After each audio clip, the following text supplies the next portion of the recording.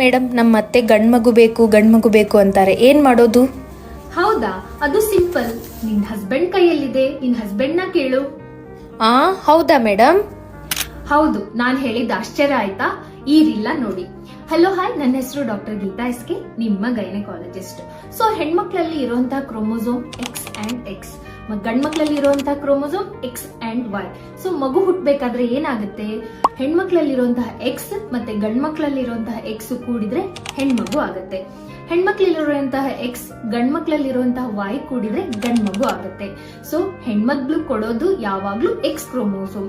X ಮತ್ತೆ Y depend ಆಗಿರೋದು ಗಂಡ್ಮಕ್ಳಲ್ಲಿ. So ಎಲ್ಲಾ ಅತ್ತೆಯಂದ್ರು ಅಥವಾ ಗಂಡ್ಮಗು ಅನ್ನುವಂತಹ ಎಲ್ಲಾ ಜನರಿಗೂ ನಾನ್ ಹೇಳೋದು, ಈ ಗಂಡ್ಮಗು ಆರ್ ಹೆಣ್ಮಗು ಅನ್ನೋದನ್ನ ಡಿಸೈಡ್ ಮಾಡುವಂತಹ ಕೆಪಾಸಿಟಿ ಗಂಡ್ಮಕ್ಳಲ್ಲೇ ಇರೋದು.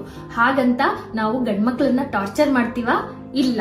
ಅದನ್ನ ಚೆನ್ನಾಗಿ ನಾವು ಇಟ್ಕೊಂಡು ಚೆನ್ನಾಗಿ ಎಜುಕೇಶನ್, ಅದಕ್ಕೆ ಮಾನವೀಯತೆ ಮತ್ತೆ ಕೈಂಡ್ನೆಸ್ ನಾವು ಕೊಟ್ರೆ ಆ ಯಾವುದೇ ಇರ್ಲಿ ಗಂಡ್ಮಗು ಅಥವಾ ಹೆಣ್ಮಗು ನಮ್ಮ ಜೀವನಕ್ಕೆ ಕೀರ್ತಿಯನ್ನ ತಂದ್ಕೊಡುತ್ತೆ. ಈ ರೀಲ್ನ ನಿಮ್ಮ ಫ್ರೆಂಡ್ಸ್ ಅಂಡ್ ಫ್ಯಾಮಿಲಿ ಅವರಿಗೆ ಶೇರ್ ಮಾಡ್ಕೊಳ್ಳಿ ಅಂಡ್ ಫಾಲೋ ಫಾರ್ ಮೋರ್.